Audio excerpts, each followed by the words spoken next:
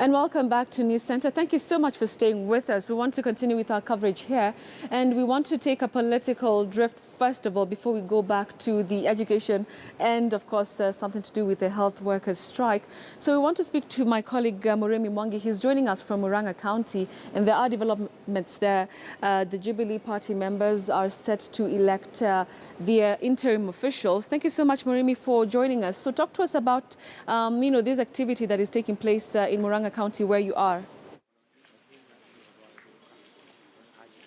Good morning, Betty. Indeed, we are at the Murang'a Teachers College, and it's here that the aspirants and the incumbents from the county that will be contesting in 2017 are supposed to broker some sort of consensus on interim party officials for the Jubilee party. Remember, there's a county that has seen so much political hullabaloo in the past, particularly with regard to the gubernatorial position that is, of course, being contested by the incumbent here, Governor Mwangi wa Iria, whose key opponent happens to be Kigumo MP Jamle Kamau. But I would just like to speak to the governor, the incumbent here at the moment. But Governor, we know there's so much and so many issues that surround the intrigues surrounding the nomination process for the Jubilee Party. What criteria are you as the aspirants going to use to ensure that you have a consensus on these interim officials who, essentially speaking, will be overseeing that nomination process? Thank you very much. In essence, Jubilee is a highly structured party. And for you to resolve issues in a party, the most important ingredient is structure and process. And this party has invested in structure, it has invested in process. And that's why some people have been saying that the process is slow, because the party all the way from the top wanted a structured way of engagement. And that is what is happening. As we speak, the party has dealt with the issue of the structure on interim basis at the national level.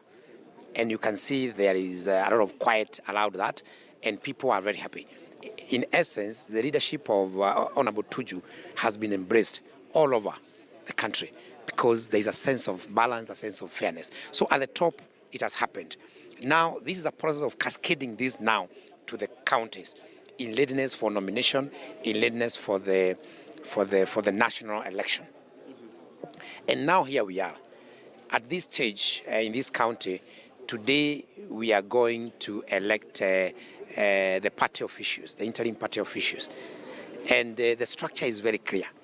And if you look at it, you can see a lot of democracy in this process, in the fact that it's being done in the open. The venue is very clear. All aspirants have been invited. All incumbents have been invited. And we've been engaging with the party headquarters. I spent a lot of time yesterday talking to Honorable Tuju and talking to other party officials just to understand how will it happen. Because the essence of today is to make sure that everything happens above board. Particularly looking at the past in regards to your position that is being contested by other opponents, there have been chaos in the past.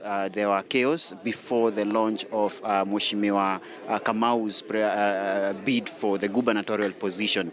Going into 2017 and even before the nomination, what assurance can residents here have that the process is going to be peaceful? Well, when you say there has been chaos, that's a creation of the media and a creation of some of the aspirants.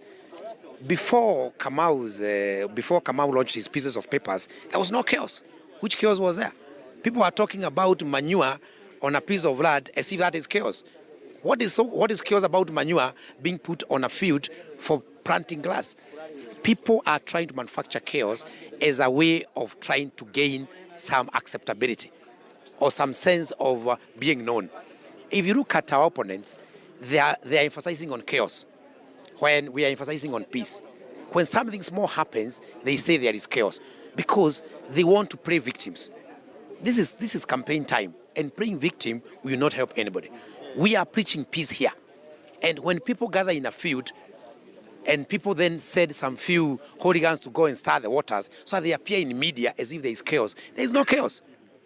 Someone is talking about chaos during the launch of his pieces of papers. Which chaos was there? There was no chaos at all. People are talking about manure in a piece of land as if that is anything big. The manure was not sitting on anybody. So people are trying to create stories around themselves because they have no agenda. We need to be discussing roads, hospitals, we need to be discussing water, we need to be discussing education. But the kind of debate about chaos, that's a creation of people. In this county, we've been very safe. Sponsors of chaos are people who want sympathy out of those chaotic situations. And we have told our followers that we want peace, 100% peace. Because we know there are people who are actually trying to get into others so that they can appear to be fighting.